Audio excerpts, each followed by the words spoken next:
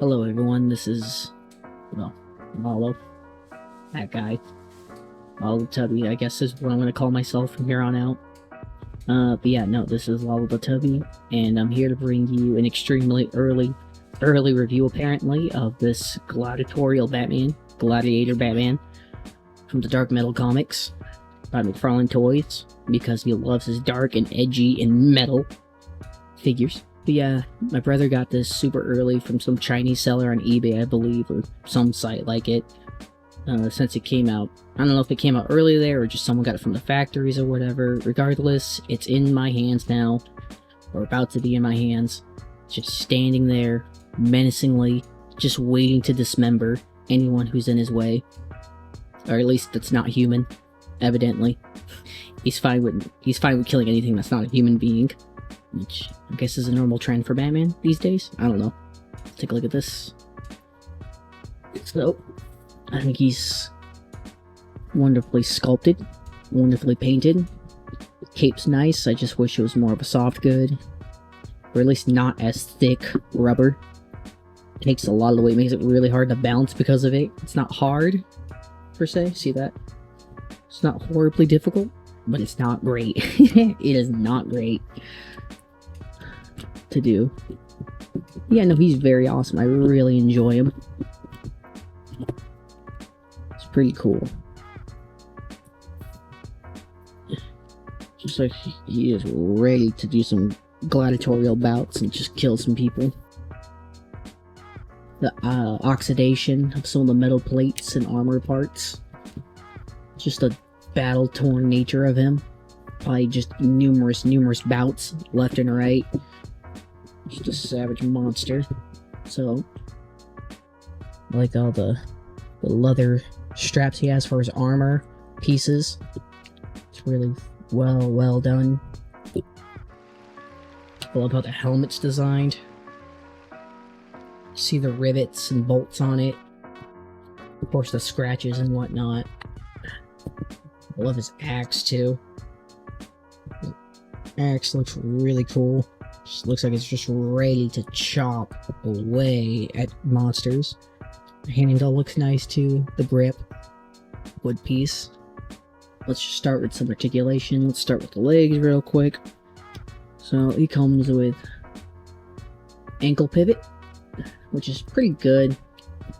Usually not with a lot of McFarlane figures, because they're like ratcheted to a degree, or just very stiff. But these ones are fine.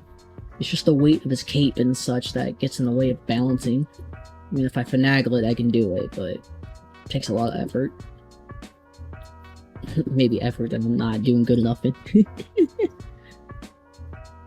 Oh. Beautiful posing. Yeah, so he comes with ankle pivot. Comes with a really good ankle pivot. Broke his leg. I think it can kind of move around at the foot, like rotation. Foot rotation. It's got a good amount. Just kind of has a ball joint to where it could go up, go down. Goes up pretty good.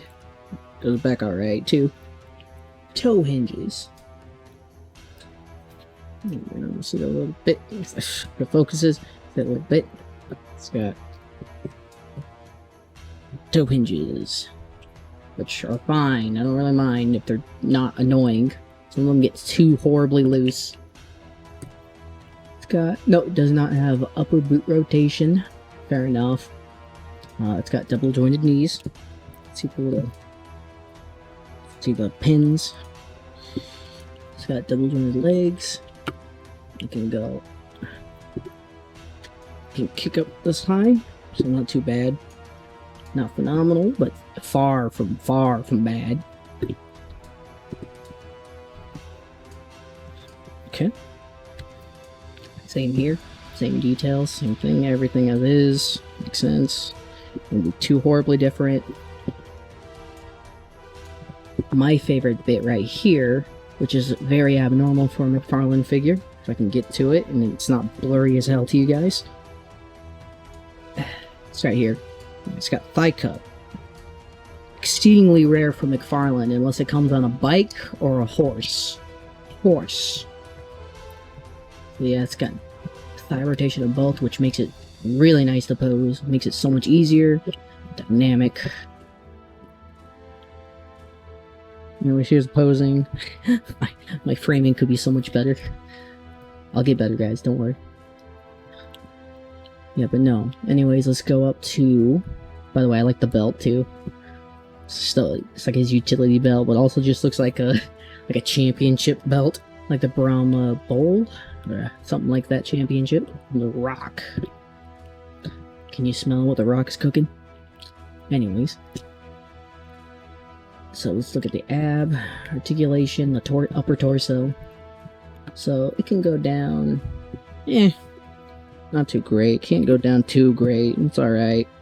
Looks down enough. I mean, good decent amount for that. It goes back. A lot of McFarlane figures can go back exceedingly well. Yeah, now you can look back or up, I guess, really well. Let's do head rotation real quick before I get to the arms, because why not? I'm gonna censor that probably. Okay. So let's just do this. Wow, it's really far out. Okay. You can look this high up. It's alright. Nothing amazing. And he can look down. Which is pretty good. Makes sense for a human to look up that down at times. Why not?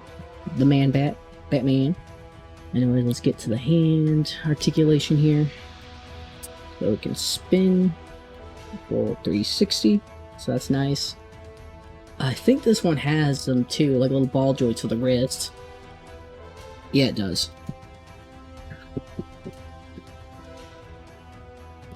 Yeah, he's got like wrist hinge, like ball joint hinges or whatever. They can do it. It's just a little awkward. Go up or down. Oh, and the hand went out. Oh, that is not good. This is weird there for a second. I took the hand off the hinge thing at this design on, but I put it back on and it's fine. But I'd either be careful for that or don't go as hard as I was about it. No wrist gauntlet articulation, like rotation and whatnot. It has shoulder rotation, I forget what it's called right now. Shoulder joint, not a shoulder joint. I'm not in my A game right now, but trust me guys, it'll get better. I swear.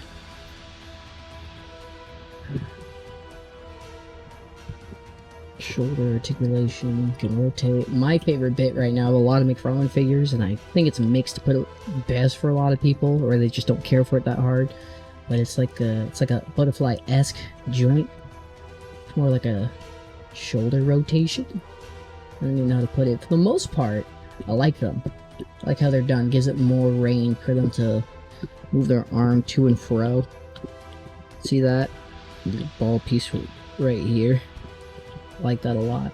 You can go up this much high up, this much down, but with the little butterfly-esque joints they have, it can make it go a little bit higher than it otherwise would because these armor pieces, the shoulder pads.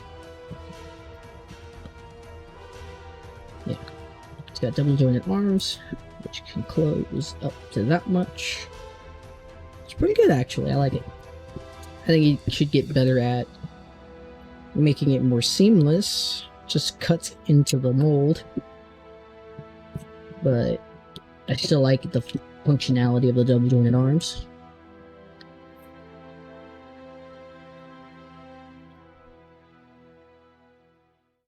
Yeah, that's awesome. Here's some comparisons, and first we're going to start off with McFarlane Toys' Clown. Clown! It's your old pal Clown! Clown! Next up we have McFarlane Toys' Doom Guy. He's Doom Guy. He's always gonna be Doom Guy in my heart.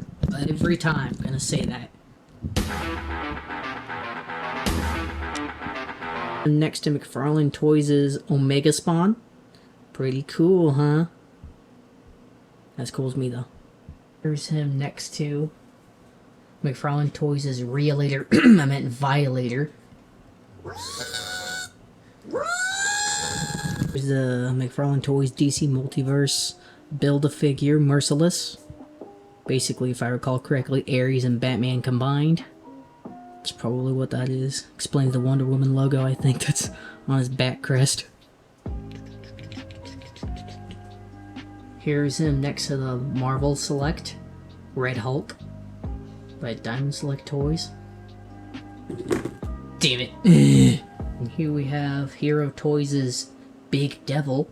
And here's him next to Marvel Legends Thor, having power imbued into him by Galactus. A Herald of Galactus. So that's pretty nice. I guess, maybe not for him, but for what he has to do, I guess. There is Gladiator Batman, next to a very personal favorite of mine, Belphegor. Belphegor.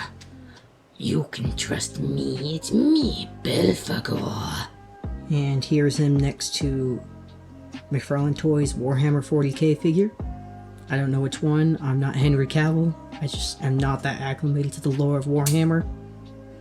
40k at that, 40,000. Here's Gladiator Batman right next to a Zezre Studia Valatia figure.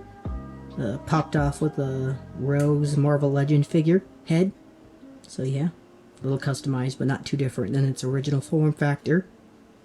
Here's him right next to NECA's God of War 3 Kratos, I believe it is. It's Blade of Olympus. Pretty awesome. Love that game series. Right now. And here's all the figures in the comparison together, framing together in this out of impromptu set frame shot here. But they're all here to kill monsters together, with each other, or against each other. I'm pretty happy about that. Let's see if it can stay in focus for the gladiatorial Batman here. Gladiator Batman.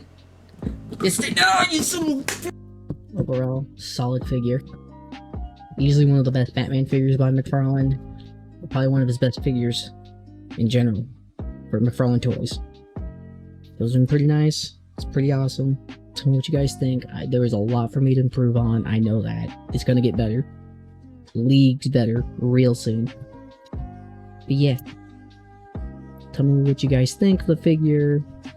What you think I should do next. What do you think of the gladiatorial monster killing Batman? And what do you think of Teletubbies? They're pretty cool. I like Teletubbies. I love them. They're awesome. I love Teletubbies. Don't you tell me otherwise.